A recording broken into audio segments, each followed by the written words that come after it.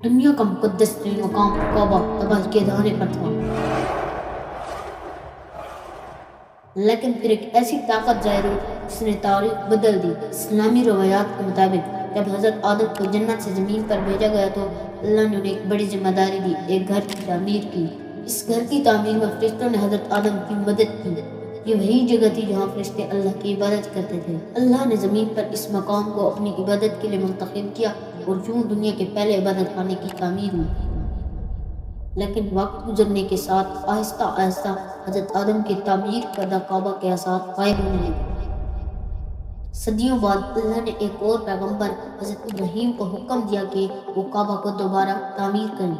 اس وقت مکہ کی وادی ایک بنجر صحرا تھی، وہاں پانی کا کوئی ذریعہ نہ تھا۔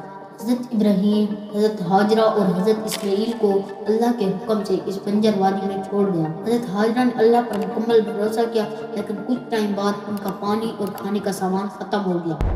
حضرت اسماعیل کو پیاس لگی، یہ دیکھ کر حضرت ہاجرہ بہت پریشان ہوئی۔ وہ پانی کی تلاش میں صفا اور مروہ کی پہاڑیوں کے درمیان دوڑنے لگے۔ انہوں نے 7 چکر لگائے لیکن پانی نہیں ملا۔ ان کی یہ جدوجہد اللہ کو بہت پسند آئی۔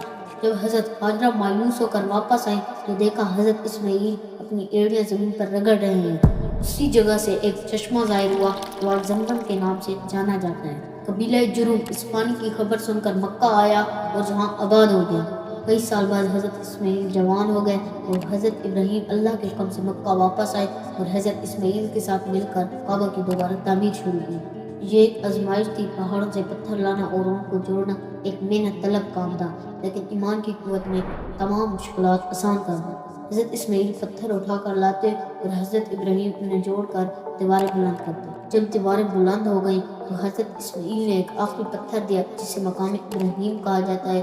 اس پر کھڑے ہو کر حضرت ابراہیم نے کعبہ کی تعمیر مکمل کی۔ جب کعبہ کی تعمیر مکمل ہوئی تو حضرت ابراہیم نے اللہ سے ایک دعا کی، اے ہمارے رب، اس گھر کو امن کا مرکز بنا دے اور یہاں رہنے والوں کو اپنی رحمت اور نعمتوں سے نواز۔